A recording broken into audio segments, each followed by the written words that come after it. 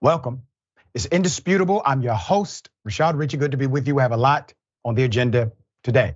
Breaking down news of the day, my contributor, none other than Bennie Carollo. Breakdown contributor, host of Bleep Blanc Ben on Twitch. Always a fascinating analysis. Top story of the day. Donald Trump is now a convicted sexual offender. That's what being held liable in civil court means. Pence trying to figure out how to defend Trump while not defending Trump. We have that and more. All right, let's put it up full mass. Former president of the United States of America, after just 3 hours of deliberations on Tuesday, a jury found former President Donald Trump guilty for the sexual abuse and defamation of writer E. Jean Carroll, stemming from an incident in the Bergdorf Goodman dressing room. This was in the 1990s. The jury awarded her roughly $5 million. Let me tell you why that number is so high.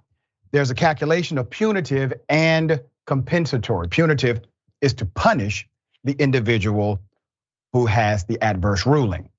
Trump responded within minutes in Trumpian fashion with an all caps message on Truth Social. He says, and I quote, "I have absolutely no idea who this woman is. This verdict is disgrace," he wrote. A continuation of the greatest witch hunt of all time.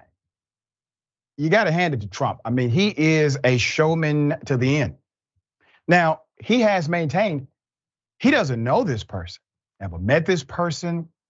Now remember, he lashed out at the judge as well. Judge did not make a ruling here, the jury did. Individuals who are selected to be designated fact finders. They look at evidence, they provide context, and they make a decision. That's what jurors do. It's part of our country. So Donald Trump says this was a witch hunt. Now remember, Trump was allowed to defend himself. He decided not to. Trump was told, come to court. He decided not to. His attorneys decided not to present witnesses whatsoever. Trump was found liable also for defaming Carroll based on a Truth Social post in which he called Carroll's case a complete con job. This was in October. Trump had previously denied Carroll's claim that he sexually assaulted her in a dressing room decades ago, calling the allegations a hoax and a lie, saying she's not his type. Once again, classic Trumpian fashion. So in addition to the defamation, the jury also found that Trump did, in fact, sexually abuse Carroll, but that her side did not prove the rape charge. On Monday, Carroll's attorney, Roberta Kaplan, pushed back against the latter claim by playing a video. This was interesting, playing a video of Trump's deposition, wherein he mistakenly identified Carroll as his ex-wife, Marla Maples. "What did Mr. Trump do after I showed him that photograph?" Kaplan said to the jury. "He looked at it for a moment and then, completely unprompted by me, he said, 'It's Marla.' She was exactly his type." So the point the attorney was making is that if the reason he did not commit this sexual assault is because the writer is not his type, well, he thought the writer was his wife, which we would assume you married someone who is your type, okay? Let me do this. I wanna go to the response. So Mike Pence was doing an interview that day. It happened on the day Mike Pence was doing the interview. So he had to answer the question. Here's how he fumbled through it. Does that result change your view about whether or not he is fit to serve as president? Well, I think that's a question for the American people, but I really can't comment on a judgment in a civil case. I have no knowledge of those matters, and I'm sure the president will defend himself in that matter, and but it strikes me that it's just one more instance where at a time when American families are struggling, when our economy is hurting, when the world seems to become a more dangerous place almost every day, that it's just one more story focusing on my former running mate that I know is a great fascination to members of the national media, but I just don't think it's where the American people are focused.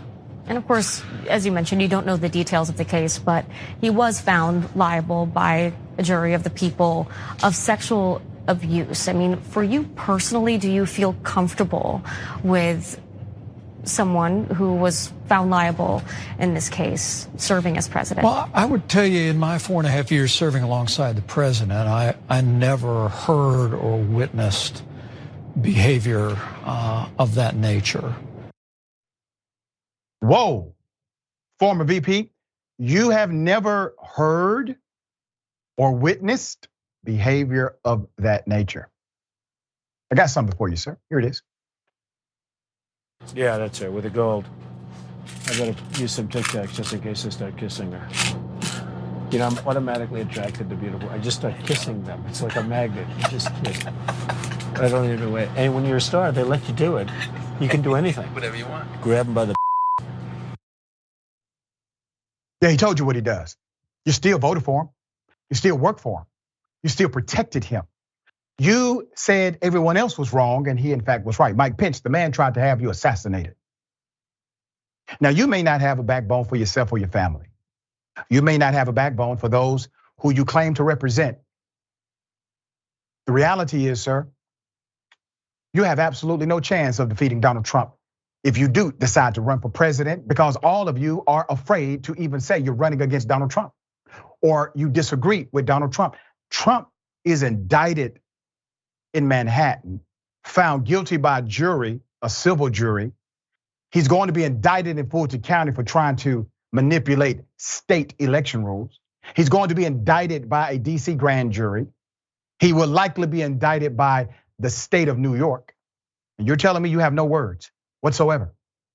Sir, how can anyone believe that you would ever stand up for them in a private meeting when you can't stand up to the man that tried to have you killed? All right, Ben, what are your thoughts here? Yeah, I mean, there's so many things to go from this, but the one thing I really want to harp on is Mike Pence's like sort of implication that this wouldn't affect voters, because I think unfortunately Mike Pence is right that a lot of voters won't change their minds because of this. And the sad reality is that while right wingers like to claim that they care about sexual assault happening in our society, the harsh reality is that they really only care about sexual assault as it comes to like using it as a political talking point, specifically directing accusations against marginalized people because they have a very specific belief about hierarchies in society and power and things like that. And so fundamentally, it all comes down to like this core white supremacist narrative that has been pervasive throughout the history of the United States, which is this idea of like specifically cishet white men as like the kings of their own castle in their suburban households, treating their wives and children as property. And so to them, sexual assault is more of a property crime than it is an actual crime against a human being. And so like fundamentally, that is why I think a lot of people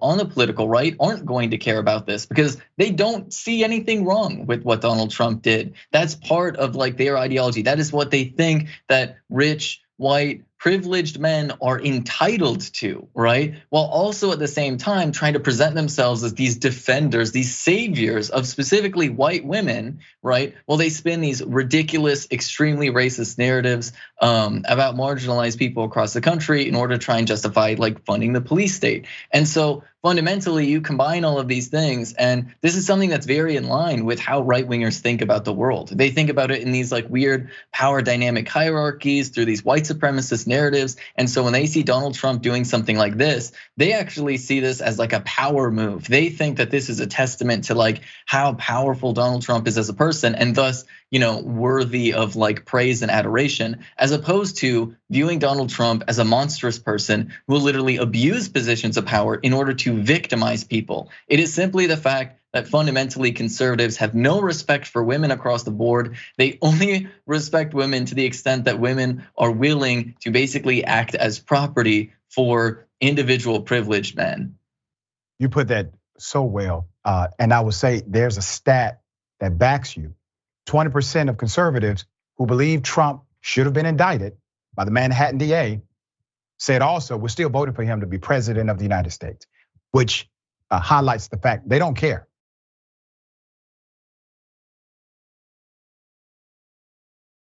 Atlanta has to pay a bunch of money to a journalist because they decided to wrongfully arrest the journalist during a Black Lives Matter protest. Let's put up the picture full mass.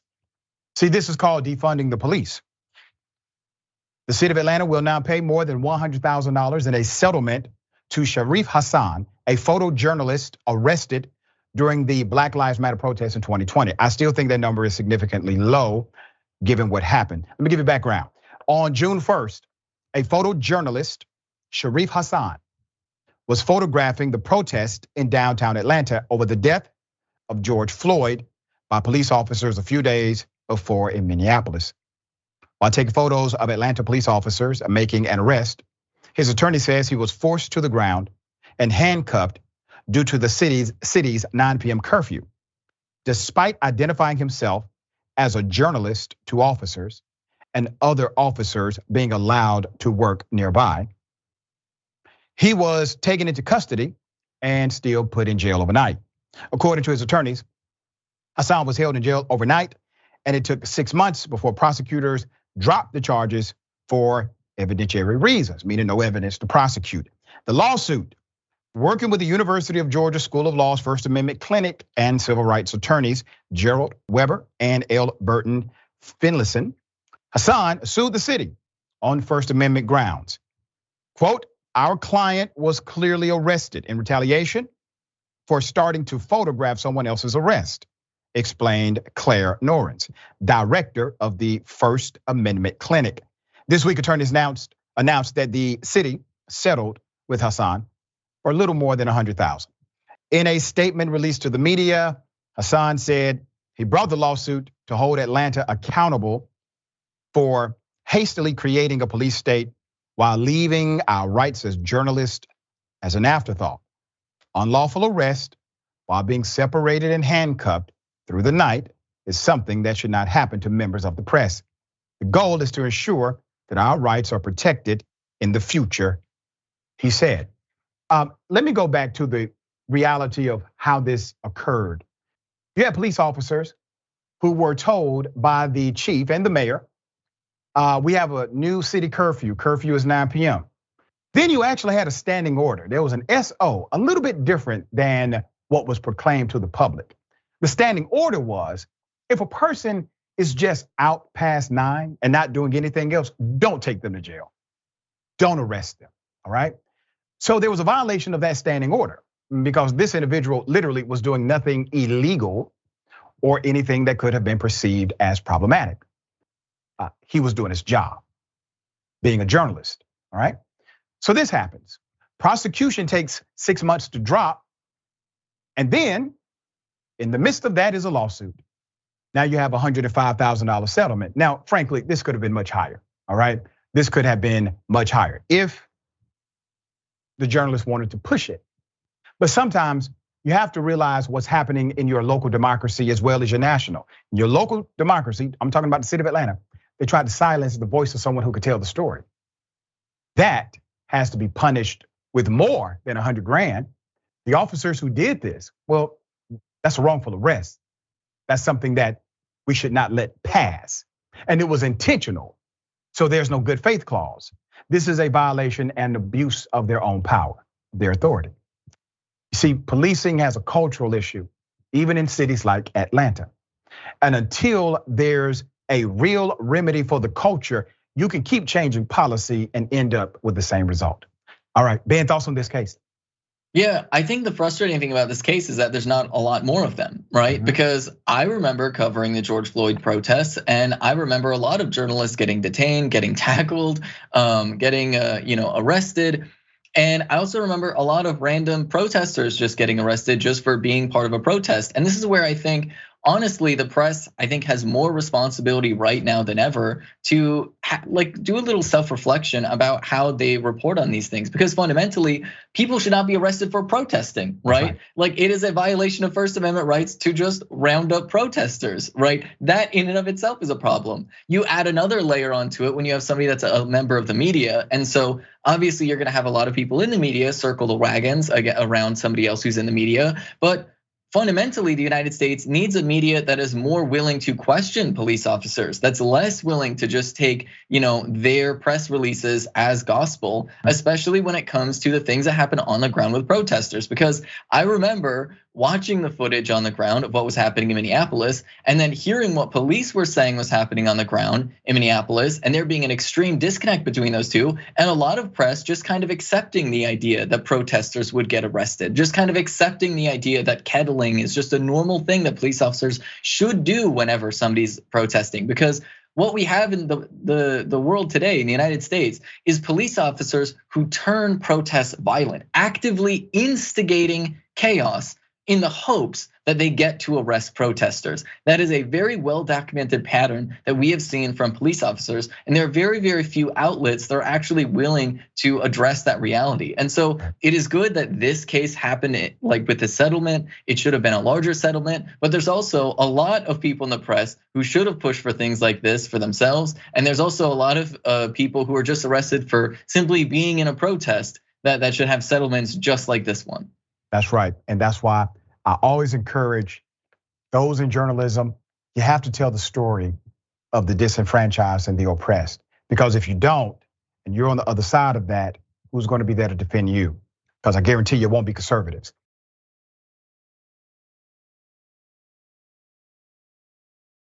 South Carolina cops, they pull up, man, in a mental health crisis, they just start shooting. Here it is.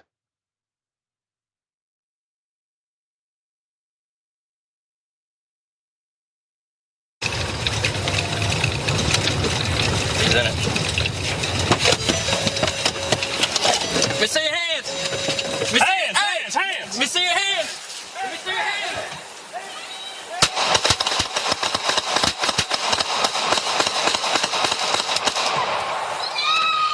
Okay, we got shots fired. Alpha!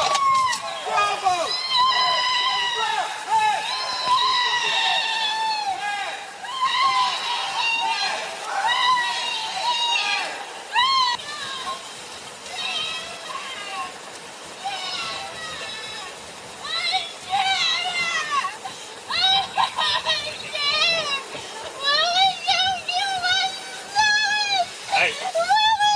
Just help him.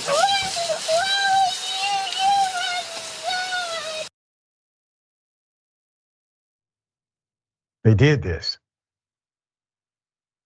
in front of the mother. The mother. Put up the picture full mass. This is a hell of a story.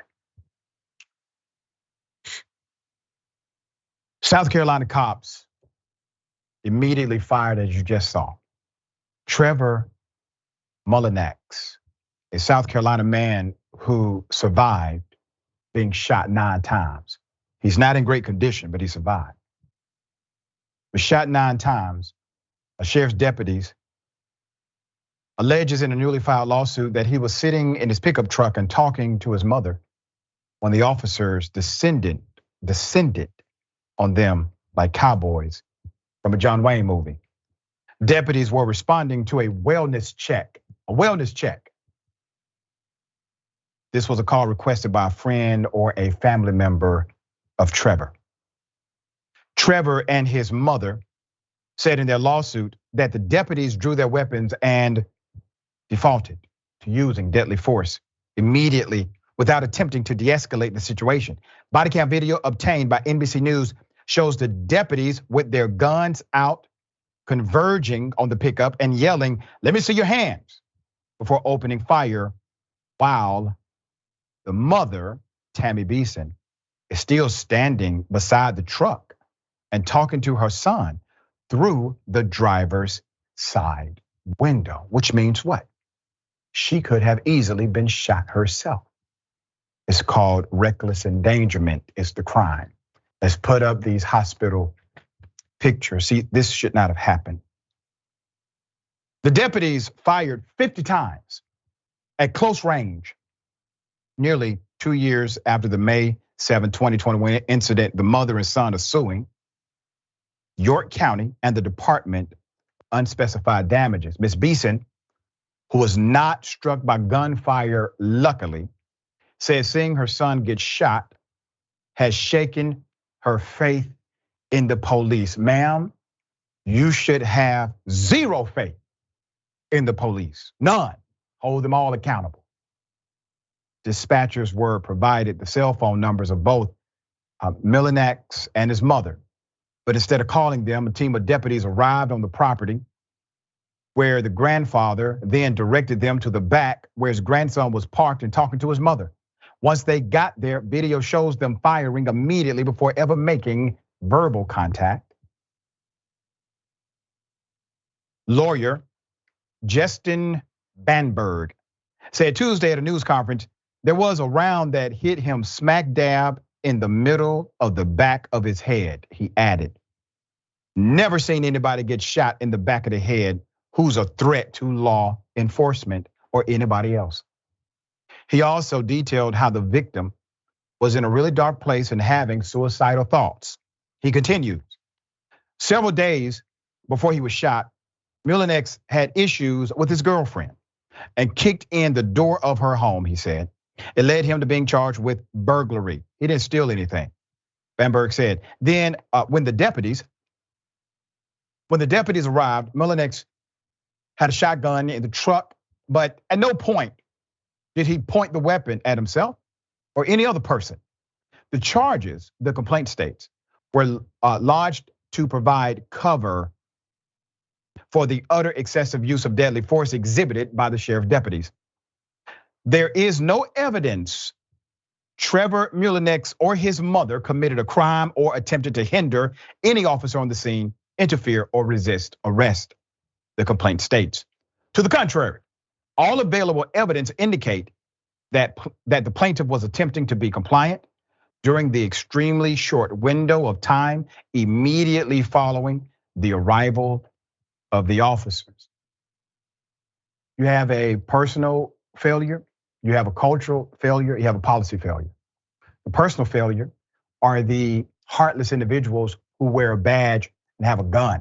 That's your personal failure. Those individuals are psychopaths and should not have access to that level of trust. Number two, you have a system failure, basically, all right, inside of the culture of policing. This was a wellness check. Why are they doing the wellness check? Obviously, they have no idea what they're doing. They didn't even make contact via phone call, as is a recommended protocol in situations like that. It is a non-emergency in the sense of a violent crime is happening. This is able to be resolved without anyone dying. Without anyone dying. And how do we correct the reality of cause and effect? Because if 911 was understood in the context that it should be, which is public safety and not policing, somebody on the other side should have access to wrap around services that don't have guns. 911 does not mean I need a cop. It just means I have an emergency and I need my tax dollars to work for me right now. All right, Ben, this is a sad story. Thoughts? Yeah, like, so first and foremost, I guess I'll touch on the notion of like police officers responding this way to hear that somebody's having like a mental health struggle, right? Unfortunately, our society, like, look, there's a lot of people in our society who view mental illness and like having like particular like flare-ups or breakdowns or whatever as proving that somebody's like undeserving of being alive. Like, let's be real. This is literally like, what, not even a week after the story, somebody having a mental breakdown on a train and literally just getting like straight up killed on that train by some random like vigilante. So there's tons of people defending that guy still. And so like fundamentally, there's a lot of people who do think that the appropriate response to people having any type of mental illness is literally a death sentence. And that just speaks to like the like baseline cultural problem that exists within the United States and the disrespect that we have for just like people with mental illnesses and just the fundamental level of dehumanization that happens here. The fact that the police share that mentality, it seems, across the country is deeply infuriating. Yep. And then obviously you have the response from the police officers. Why'd they think this was appropriate, right? Like, what is going on in their heads? Like, literally. And then there's the layer of, why was it a police officer, right? Why is it only police officers that get to respond to things like this? Why don't we have people that aren't police officers responding to things like this? Because realistically, a police officer should be the last resort, right? A man with a gun should be the absolute last resort in any situation, right? Even if you dial 911, it should be, is there an ongoing, violent, threatening situation happening in this moment that requires somebody with a gun, right, to create some sort of balance here so that people hopefully don't get hurt? If that is not the situation, then a police officer is not the appropriate responder. And the last thing I'll say, there were like, what, 2 squad cars and like 4 cops at least or something that I saw there? Like, I don't want to hear a single person, period, stop, tell me that police officers need a higher budget. Like, I'm sorry, you don't. There's not a single police department across the entire United States of America that needs a higher budget. Because when you see police officers spending so much time, so many police officers can respond to one person, right? Like this, they must have some free time on their hands. Right, and but for factor. The only reason this man is shot is because the police came. Only reason he's in the hospital fighting for his life is because the police came. All right, we're gonna follow the story as it develops. We got more on the other side. Is indisputable. Stick and stay.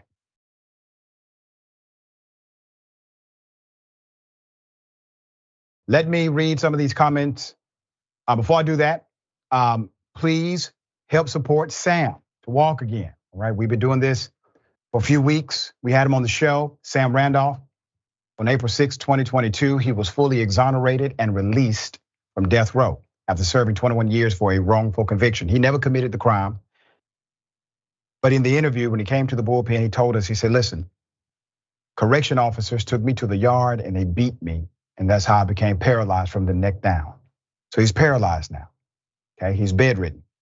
His family, friends are asking for financial contributions of any amount. We're trying to reach a goal of $100,000 to support Sam in securing what he needs, the many services he will need after surgery, okay? He has an opportunity to walk again. We want to help, so do the very best you can. All right, a lot of comments, we'll read as many as I can.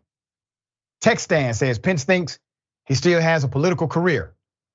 Laughing, my sides hurt. Yeah, he really does, all right? And think about it. This man signed up for a BS job to be the vice president of a tyrant, lied for him for 4 years. And at the end of that deal, he wanted to be the man. He wanted to be president of the United States. Hell, he was secretly hoping that Democrats were successful in removing Donald Trump, okay? Secretly. All right, V says, yes, Ben is on point, 100. Regarding the protest, press, and police, that's correct. I concur completely. Jenny B, why is shooting always first option for cops these days? Whatever happened to talking with people, investigating situations? Yeah, because they can get away with it. It attracts a particular, let's say, psychology to the industry. Tyler Hackner, gifted one indisputable membership. Thank you so much for doing that. Humanoid Dragon, member for 4 months. Thank you so much. Having lost my brother violently, my heart goes out to that mom. Can't imagine. Sorry that happened to you. Sorry that it happened that way. This mother, I can't imagine what was going through her mind when these gunshots, 50 gunshots, were going through the truck and the body of her son, and all she wanted was to make sure he was okay. All right, ladies and gentlemen, I wish a Karen would. You want to call the police on them for having a barbecue on a Sunday. I feel free! Back off! I'm going to tell them there's an African-American man threatening my life. Can you leave? Can you please leave? Can you please leave? I follow the 10 Commandments. Can you leave, I follow the 10 please? Commandments. Can you leave, please, or else I will be calling the police on you, ma'am. Good. I will call them. Okay. Call them right now. Call them right Okay. now. Call them right now. I want to talk to them. I want to tell them that you keep discriminating against a very Against innocent you, woman. I'm asking you to leave because you're being rude right now. Serial killer. You know You're Neil's a serial being killer. rude right you know now. Joe Freeman's a serial killer. You're and by the being way, you know rude they're right going to kill now. you. They're going to kill you. Get out of here. Get out. Get out. No. Get out. Get out.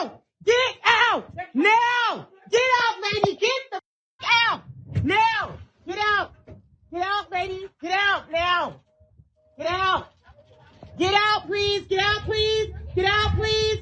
Get out, please. Get out, please. I am going to call the cops if you do not get out, please. Get out. Get out. Get out. Get out. Get out. Get out. Get out. Why are you so hateful? Get out. Why? Tell me why. Get out. Tell me why. Get out before I get out. Tell me why. Get out, lady. Tell me why. Get Why? out. Why are you I'm asking hateful? you to get out. Woo, sweet Jesus. There's actually more. I just want to remind you, she says she follows the 10 Commandments. There's actually an interpretation of those 10 Commandments. It's basically saying don't be a Karen. All right, here's the rest. Tell me why. I'm asking you to get out, No, please. tell me why. Get out. Give me one reason. Because you're rude. Get out. rude. I asked you, what do you I'm a need? victim. Get You're out. rude. Get I'm a out. victim. Get You're out, rude. lady. Get out, please. Get out, please. I'm a victim. You're Get out, rude. please. Get out, please. Get out, please. We do not need your business, please. You know what? Get out. You have Get been out, against please. me since Get day out, one, please. And I have not Get done out, anything to please. you. Get out, please. I have not. Get out, please. Okay, I'm reporting Get you out, to your please. boss. I'm reporting Get you to your out, boss. please. I'm reporting you Get to your out, boss. please. I'm reporting you to Get your out. boss. I'm reporting you Get to your out. boss. Get out. The police will be Get here. out.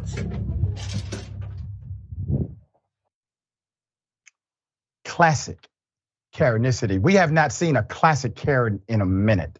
We have a lot of new age Karens. This one is old school. Let's put up the picture full mass here. Okay? Anyone who wears that combination along with that hairstyle is likely a Karen.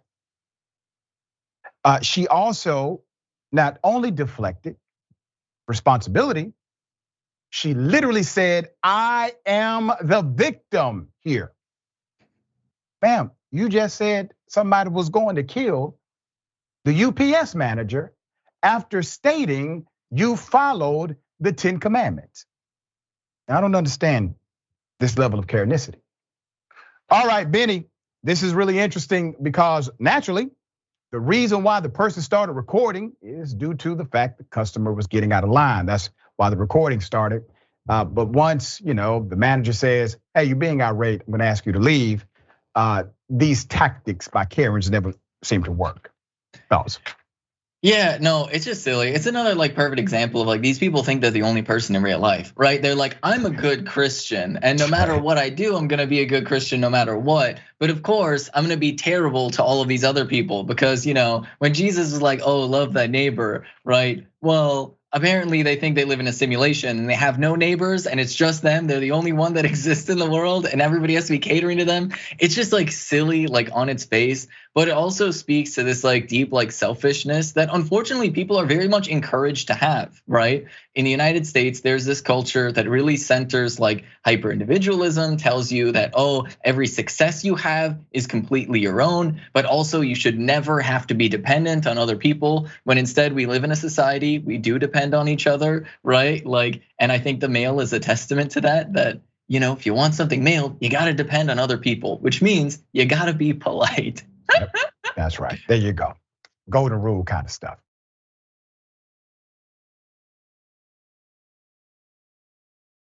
Florida rejects more books for students. Now they don't want students to learn about what happened to George Floyd, which by the way, is a murder that has significant racial context, required to tell the narrative accurately.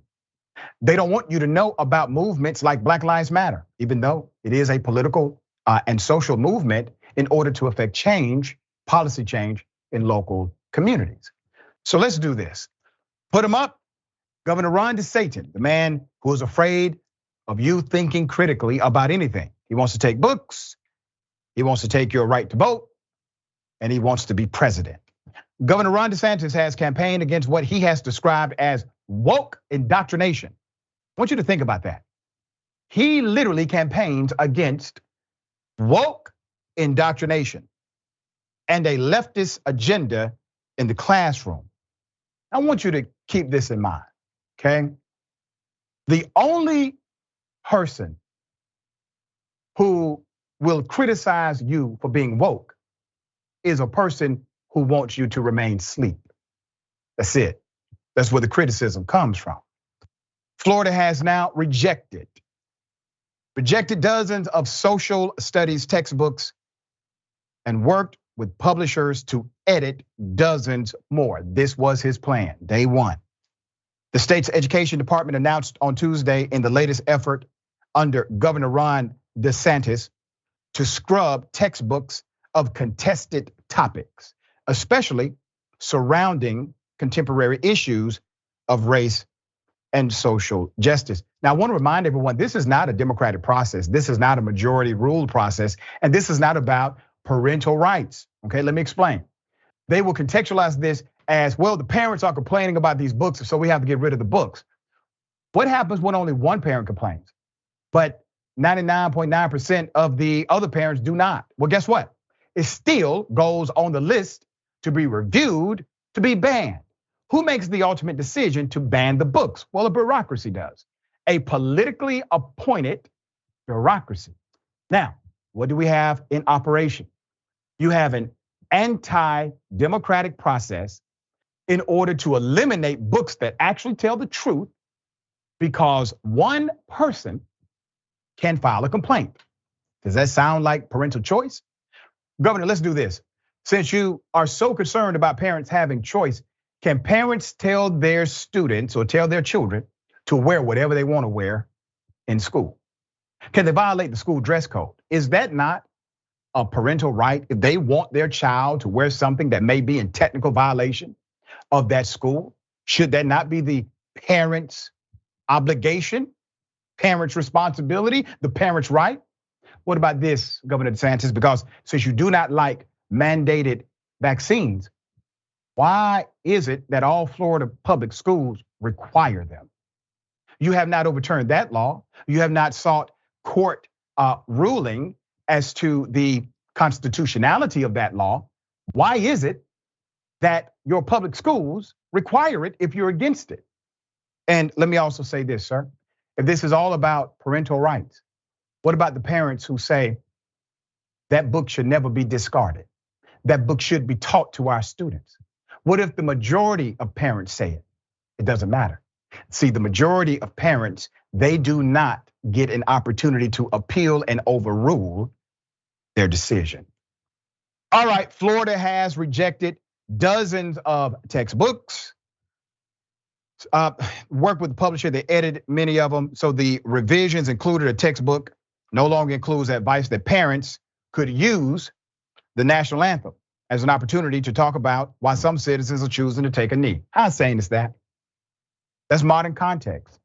That's a big reason we do academic work in the first place, to connect the lesson to the real life opportunity to apply it. All right, so parents could use the national anthem as an opportunity to talk about why some citizens are choosing to take a knee to protest police brutality and racism. Mention of the term socialism has now been removed entirely. And a middle school textbook no longer includes a passage about the Black Lives Matter movement, the murder of George Floyd and its impact on society. The removed passage described protest, noting that many African Americans sympathize with the Black Lives Matter movement. Factual statement, it is true. Here is the notable erasure of George Floyd, all right? Here it is. Before, here's how it read, okay? New calls for social justice. During the 2000s, one effect of an increase in the use of mobile devices and social media was the spread of images of police violence, sometimes deadly against Black Americans. The deaths of Black Americans outraged many Americans and led to a growing awareness of systemic racism that permeated the broader society. All facts. In 2013, a new social and political movement called Black Lives Matter formed to protest violence against Black Americans. The movement called for an end to systemic racism and white supremacy. In 2020, bystanders captured video footage of a white Minneapolis police officer killing George Floyd, an unarmed Black American accused of using a counterfeit $20 bill. Floyd's brutal killing horrified many Americans, and protests broke out in cities across the country. That is what it actually read in the book. Once the government talked to the editors, here's how the passage reads now. Okay. Section removed. The bans were cemented by Manny Diaz Jr. Let's put him up. Who was a Republican senator for 4 years until taking office as the Commissioner of Education last year. He is a big nothing burger as it relates to actual education advocacy. In a statement Tuesday, Florida Commissioner of Education, Manny Diaz Jr., said that to uphold our exceptional standards, we must ensure our students and teachers have the highest quality materials available, materials that focus on historical facts and are free from inaccuracies or ideological rhetoric. Wow. Let's put up the pictures. The bans have been protested by local Florida branch NAACP president, as well as Florida Educational School board member, both pictured here. Yvette Lewis, president of the Hillsborough branch of the NAACP, said it whitewashes our history. It doesn't allow the children an opportunity to actually learn the truth about African American history. There are some teachers now that are afraid of certain words, like the word diversity. They're making it seem like African American history is a bad thing to learn and understand. Vaughn, the Hillsborough School Board member, said the information that was excised is important history. Those women are right. It is important history. And I want to say this to the commentary of the NAACP president. You are absolutely right. You're correct, madam. This does create an issue with true education. But it's not Black people they are afraid of students learning about. It's white people. They don't want students to learn the truth about white ancestors of Ron DeSatan. They don't want to understand, or students to understand, the genesis of the problem, because they know what students really are. You know what students are? I know what students are, so I'm a professor. They're the future problem solvers of our nation. That's who they are. They are the future problem solvers of our nation. And if you can socially engineer classrooms to never present the problem never gets solved. Bennie, thoughts? Yeah, unfortunately, this is really just an escalation of something that has existed for a very long time in the United States, actually, because basically they know that if you're a big book publisher, you're not gonna wanna run a bunch of different copies of the same book. And so, for example, if you're the Texas system of education and you don't want people learning about white supremacy in the United States, well, then you tell the book publishers that you won't publish, you won't like bring things into schools if they don't include certain things. And then all of a sudden, we got the entire state of Texas pushing reactionary nonsense. And then the book publishers are like, well, we're not gonna run multiple copies of this. So this is the textbook that students all across the country will get. And so you get a few reactionary states that push like this ridiculous nonsense. And that's how you wind up with textbooks across the entire country that do things like, for example, talk about manifest destiny in a neutral tone. Quite literally, talking about manifest destiny in a neutral tone is like talking about Mein Kampf in a neutral tone. It was quite literally a propaganda campaign to justify a literal genocide across the entire like Americas, right? That is what it is at its fundamental core. And we still have students to this day taught about it in neutral tone. And so this, I think we need to challenge the cowardice of Democrats in Democratic states to not mandate specific language within textbooks that actually require publishers to include like very important, difficult facts, but very important facts. And what you said about ancestors is definitely important, but I think it goes even further than ancestors, because like, oftentimes it's literally just parents, right? It's literally just the parents themselves. I mean, if you are old enough to have seen Star Wars in the movie theaters, then you quite literally were alive during the time in which sundown towns were at their peak in the United States of America. So It's quite literally, honestly, a lot of white parents who are outraged at the idea that their children would fully understand their behavior when they were younger. And to be honest, their behavior even to this very day. Because let's not pretend that violent racism isn't a major component of American culture to this very day. Well said. We got more on the other side. It's indisputable stick and stay.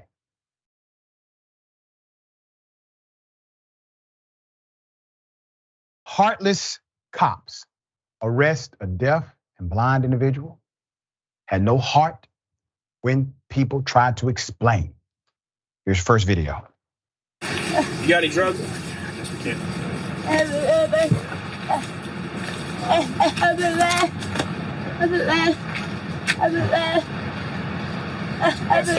This woman is deaf, and the arresting officer knew it before he arrived on scene. But I'm aware that she's deaf and hard of hearing. I let everyone know before we got No, she's not hard of hearing. She's deaf. Yes, she deaf, was born yes, deaf. deaf And or- she's legally blind. Yes, deaf and or hard of hearing. She's also legally blind and couldn't find her glasses. The arresting officer knew that too. Hey, she got glasses in there? Glasses, contacts? Can y'all check around inside for her real quick?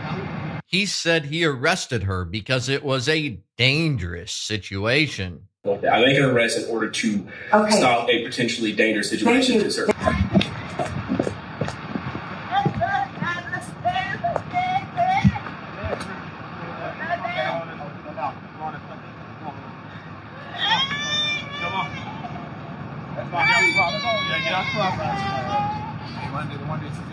Yeah. Can y'all knock that out? One of y'all? Come on this way. I ain't trying to hurt you, but you got problem. Come on this way. You're not under arrest. You're not under arrest. Can you read it? It's amazing how easily you can use the police against someone. When you're done using your girlfriend, break up with her and then call the police to have her trespassed and arrested. Nevertheless, Christy leaves the house with the officer and appears compliant. She walks to the neighboring yard but is brought back to the driveway by the officer physically controlling her. She is in the driveway location only because the police officer put her there instead of allowing her to leave. Let's put up the picture, one of the screenshots from this extremely inappropriate and unprofessional situation by the officer. Great reporting by Justin Pulliam.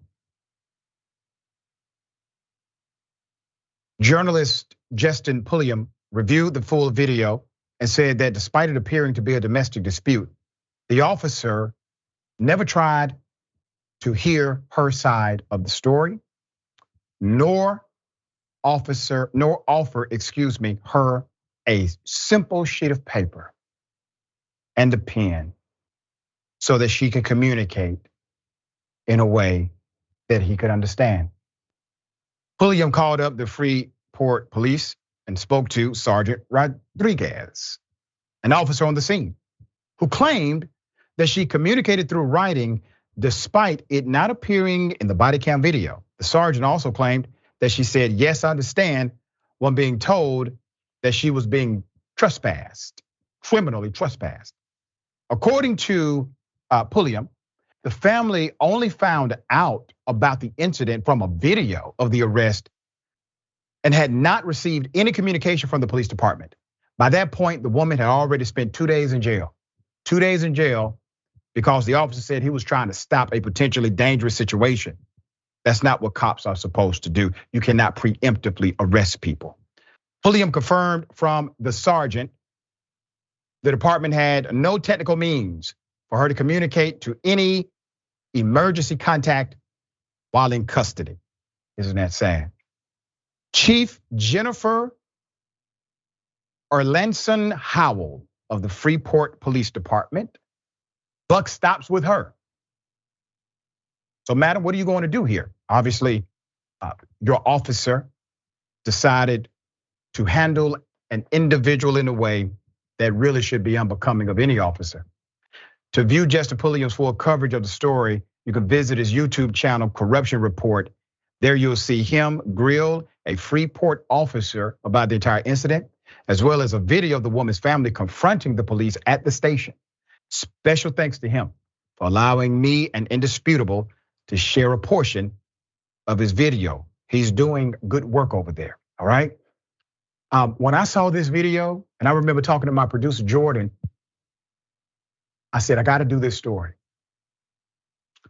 So one, statutorily, maybe the officer did not technically commit a crime. Possibly. Creative DA can probably make a case. But let's take it above the context of law and policy and talk about the humanity required to simply be in a professional position like that, and a position where you can literally kill somebody and get away with it.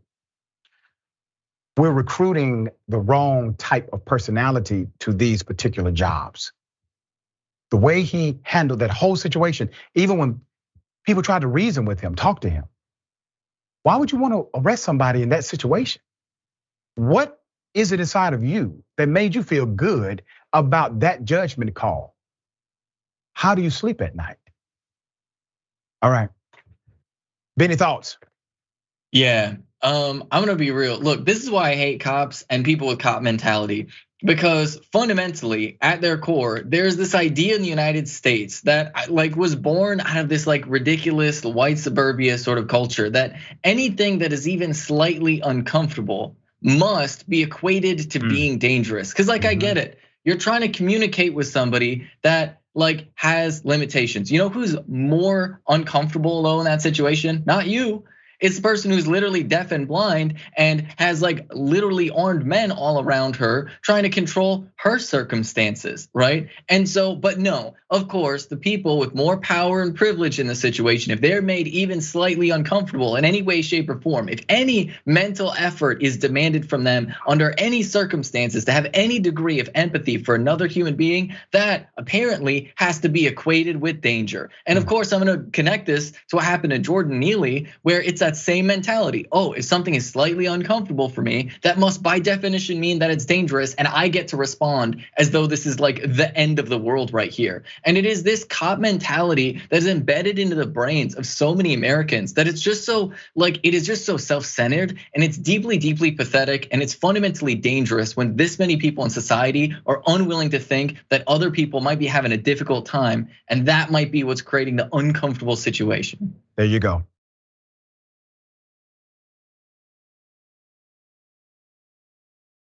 All right, we have an update to a story we brought you a few days ago. Black male being beaten by a cop caught on camera by a bystander. We have updates. I want to remind you of the video. Here it is.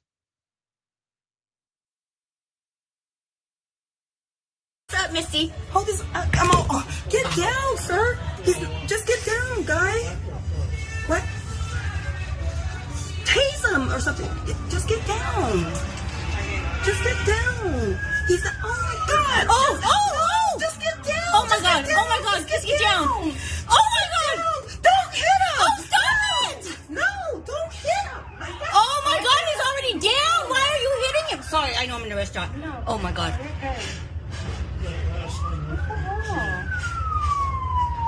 Stop it. It's a damn shame. Put up the picture. 43-year-old Gary Christian is the man in the video. Christian, according to the police, I'm going to read their statement. Christian refused to comply with an officer's orders and physically assaulted the officer. The officer immediately deployed his taser, which was ineffective. Christian then physically assaulted the officer for a second time, causing the officer to deploy his baton. The officer struck Christian with his baton while attempting to arrest him. So that was told to Fox 11. And one of the witnesses and a friend, her name is Navarrete, says there was no taser. That's a complete fabrication. Police said that Christian was wanted for an outstanding felony and a no bail probation violation warrant. Christian was reportedly taken to a hospital where he was treated for minor contusions and abrasions to his right leg. That's according to, once again, the police, Barstow police. He was booked at a detention center in Adelanto for resisting arrest and an outstanding felony warrant for violating probation. Okay, violating probation is a technical violation. Police Chief Andrew Espinazo Jr. stated in a letter that after reviewing the video and the initial facts of the incident, he placed the unnamed officer on administrative leave and has now started an internal investigation. But I want to remind you, initially, they had the cops back completely until the reporting went viral. In a statement he wrote, I want to assure the community that we take all concerns regarding the conduct of our officers seriously and that we will conduct a thorough investigation of the entire incident. If at the conclusion of the investigation, it is determined that this officer or any of our officers were involved in misconduct of their duties, it is my commitment to the residents of Barstow that those involved will be held accountable. Should have been the tone on day one. After the investigation, the final report will be forwarded to the State of California Commission on Peace Officers, Standards and Training Accountability, which reviews allegations of misconduct. Number one, Chief, the fix is already in, isn't it, sir? Because you have told us where you're sending your conclusion. You're sending your conclusion, according to you, the conclusion of the investigation to the certification department of your industry. Which means, based on your own words, you're not sending it to a prosecutorial agency. Kind of gave yourself away there, Chief. You're a police officer. You investigate, you find crimes, you submit it to the DA for prosecution, not to the certification department. Bennie, thoughts?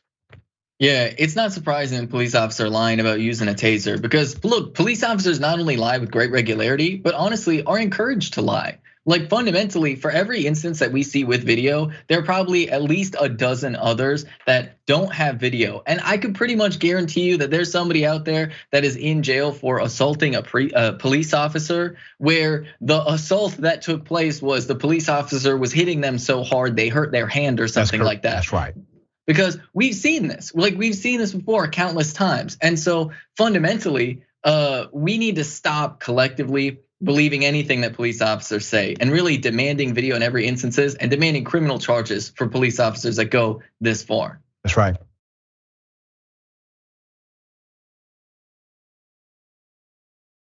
A child was shot, killed by the police, put up the cops.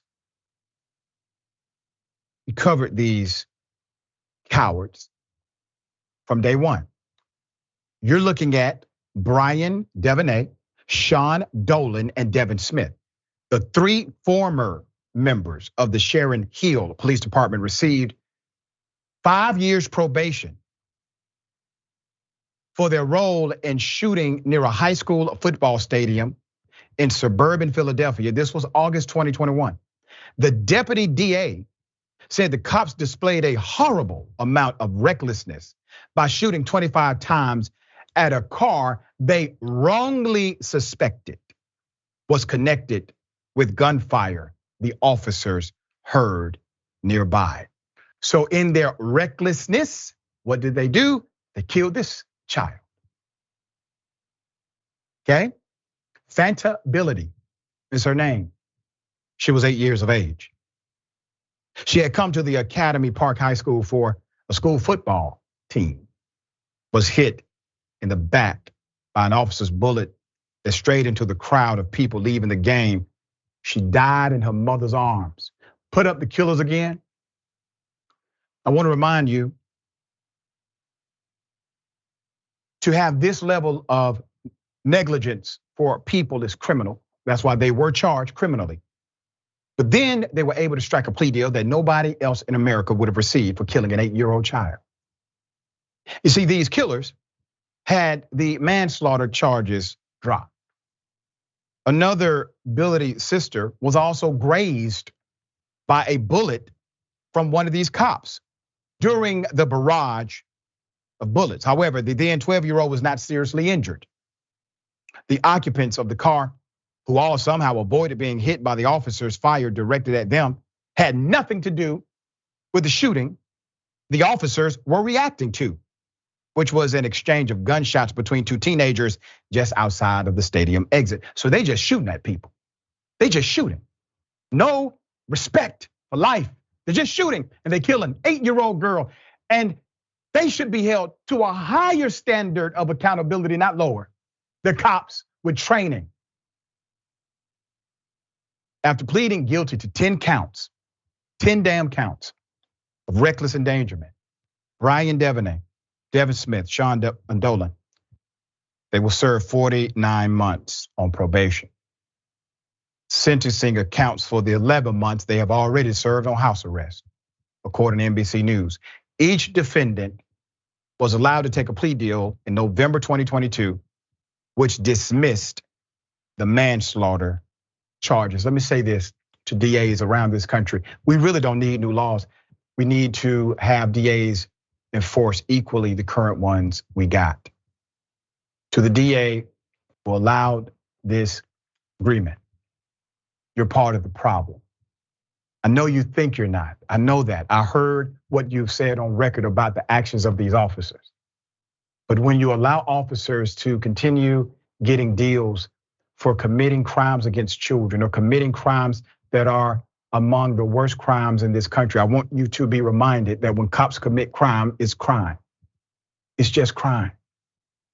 And they should be held to a higher standard of accountability, kind of like lawyers are.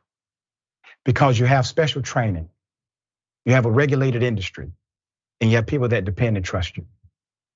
All right, Bennie, thoughts? Yeah, I mean, everything about the story is just deeply shameful and speaks to, like, honestly, the disrespect for human life that exists in the United States. Like, fundamentally, the United States has no respect for human life, period, stop. There's respect for people in positions of power, specific individuals. If you're a police officer, then you're respected as a police officer, right? If you're a millionaire, you're respected as a millionaire, but you're not respected as a human being. Nobody is, because fundamentally, if we cannot, right, prosecute police officers who killed a child, right? Like, where are we as a civilization? Like, where are we as a society fundamentally? And there are people that will like literally run around like defending the behavior of the police officers in this instance. And it is deeply shameful that we are not holding police officers to a much, much higher standard, but instead are doing quite the opposite. There you go. Bennie, always a pleasure having you on the program. Tell people how they can follow you, check out your great work. Yeah, you can always follow me on Twitter at Benjamin Carollo or on Blue Sky at Bennie. And then you can also catch out all of my awesome content on The Breakdown. That's at TYT Breakdown on YouTube. Always a pleasure, my friend. Okay, we got more. Bullpen is next. Stick and stay.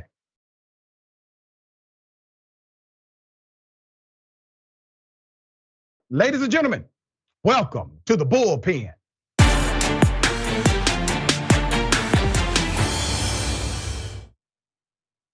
In the bullpen today, we have none other than Dr. Tiffany Lloyd, host of Jesus and Justice with Dr. Tiff. I've checked it out. Great, great, great program. Professor and author. Topic, we're gonna chop it up about Donald Trump, some issues relating to his previous conviction, and also the presidency of the United States. Dr. Tiff, good day, welcome. Hi, how are you? Thank you so much for having me. It is a pleasure having you on the program. Glad that we can make this work. We've tried to make this work a couple of times, and every time it's like, okay, I'm not booked that day, but I want to make sure I'm here with the doc. And so we got it today. We synchronized today. Trump, yeah, we're honored to have you. Trump has been convicted of sexual assault. Civil court convicted him. It's called liable, and he has been convicted of defamation. And so you have this $5 million settlement, $5 million verdict, which likely, the author, she may not see a penny of it. He's indicted by Manhattan. He's going to be indicted by Fulton County, will be indicted by DC federal grand jury, and likely to be indicted by New York. He has significant business entanglements. Those business dynamics are also in front of courts around the country. He will be a defendant until the day he dies. So he's still leading in the polls by 7%. That's the problem. All right. So, Doc, talk about Trump's ability to fail to the top. What say you? Well, first of all, unfortunately, there's nothing in the Constitution that can prevent President Trump from being the president. Even with him being convicted, there's nothing. The only thing that the Constitution says is that you have to be 35 years old and a resident of the United States of America for 14 years. So that protects him. But isn't it amazing that there is nothing that stops a man from being indicted or convicted, but we have states that block convicted felons from voting. And I want people to understand that. I'm gonna say it again. There's nothing that stops a man from running for president of the United States that is a convicted felon, convicted, charged with a crime. But we have states that block convicted felons from voting. That's a problem right there.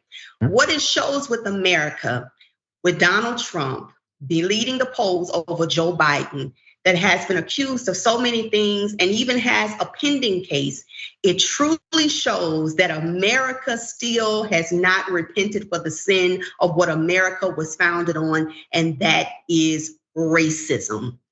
President Trump, his base hates people of color. And when people say President Trump made people racist, that's not true. He only made people feel comfortable in their racism. So what you are seeing now is America still has not repented and has not rectified racism here in America. You make a very compelling point, and I'm going to take us back to the 60s now, because Dr. King made a similar point in 2 different interviews. He was interviewed around 1961, and you can hear the hope in his voice when he talks about the coalition, and he talks about the movement, and he's talking about making progress and what needs to happen. And then he's interviewed again, okay? And he says something that rarely gets mentioned. People really don't like to talk about it. He said, this country is actually more racist than I ever believed. That's what he said. He said, this country is more racist than I ever believed. And then he went down this explanation route of talking about how white allies were down with the cause when there was a Bull Connor on TV being racist and saying the N-word and being the chief law enforcement person. But as soon as we got rid of that character, as soon as we overcome that character, now they're not anywhere to be found, right? The allies who were supporting us during that time. You get this sense in King that he actually touched on what we're experiencing now. The reality of racist psychology in America. How we believed that somehow we were in at least the beginning of a post-racial society. But it seems as if we have not even made it close to that reality, because Trump, once again, being as adverse as he can be, meeting with white supremacists to get their blessings to run for president, he still polls higher than Biden today. And good luck on defeating the guy inside of the Republican primary. But I do believe Republicans have an issue to deal with themselves that they will not. The fact that they have openly racist people in their party, they would not deal with it because they always knew these people existed. What say you to that? Well, first of all, this country was built on racism. Thomas Jefferson was very clear, even though one of his concubines was black, but that's another conversation for another day. That when the Constitution said we hold these truths to be self-evident, that all men are created equal, they were talking about white men only. We're talking about a country that brought human beings here and made them slaves, made them property. Think about Dred Scott versus Sanford. When Dred Scott tried to sue for his freedom because he was in a non-slave territory state, and still his slave owner was still making him a slave, although he was the only person. And a racist US Supreme Court justice by the name of Roger Taney said that black people were inferior beings. Once a slave, always a slave, and black people are not looked at as human beings, we're looked at as property. When President Trump ran this campaign on Make America Great Again, the question that I've always asked was, when was America ever great? So when you make a statement, Make America Great Again, I can only think about, are you trying to say that Black people need to go back as being slaves and we need to be lesser than? This is a man who has never once apologized to the Central Park Five in 2019 when he called for the death penalty of 5 innocent African American and Latino men. This is a man who has said, I like the Blacks. This is a man who has indicated and said that I am the least racist person and I have a lot of Black friends. To any person out there, the most racist statement that you can make is, I have a lot of Black friends. Because when you say you got a lot of Black friends, you're basically showing that you are racist. Why can't I just be a friend? Why do I have to be the Black friend? So this right here just shows that America was founded on pure racism. And the fact that this man is leading the polls, they don't care about this man's moral judgment. They care about a man being in office that sticks to what they believe in, racism. A man that refused to denounce David Duke, the grand wizard of the KKK. So that is enough within itself. Right. Well said. The reality is the DNA of this nation is founded upon the principles of racism, bigotry, the idea that you can own another human being and do what you choose to do with them. That DNA is being fought against by people like yourself, me, and others. But remember, we're fighting against the DNA of America. Can we overcome that DNA? Yes. You can nurture beyond the nature. You can. But it takes fight, it takes coalition, it takes movement, and it takes moments like this where you have a guy who's polarized but still moving. You got to fight that. You got to continue to stay on the battlefield and fight it. I want to talk about the reality of policing in America before you go. All right. People like Trump, even McConnell, who would consider himself to be a mainstream Republican, they're not talking about things that adversely impact Black folk. There was a time in politics, I still remember, there was a time in politics, both sides actually talked about the same problems. I've been there, all right? They talked about the same problems, radically different methodologies on how to solve them, but they were talking about the same issues, right? They're not talking about the same problems anymore. And that's why I find it really hard to understand how someone, especially a person of color, can be a Republican today. And I interviewed an individual, a councilman, current councilman, used to be a Republican, and he told the truth. That brother came on the show and said, listen, the reason why I had to get out of the Republican Party is because I was told clearly I cannot support a Black agenda anymore. That part, right? So he got out of there because he was one of the Black Republicans who was pushing a Black agenda to progress Black economy, Black education, etc. He was told by the powers that be, you can't do that anymore. Why do you think that's the narrative today when 20 years ago, that would have never been a conversation that a Republican would have had with, let's say, a Colin Powell, right? But today, that's what Republicans are telling their Black leaders inside of the conservative movement. Why do you think that's happening today? But can I be honest? And this is gonna be a very unpopular answer. We have a lot of Black people that have sold their soul for $1. And we have a lot of Black people that would be like a Sambo in Uncle Tom's Cabin, if you will, that will sell out their own Black people and go against the Black agenda. Because see, all they need is a Black face. And see, if we can use the Black face to say the racist things that they can't particularly say, because they know if they openly say it, then they will get canceled. So the problem is that we have a lot of Black faces that's not pushing a Black agenda.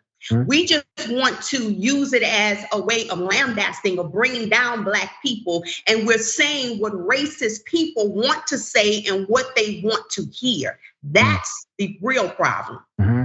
It becomes this bias echo chamber where they just say the same lie over and over again. Absolutely. And yeah, they have no challenge. They are indoctrinated to believe what they believe.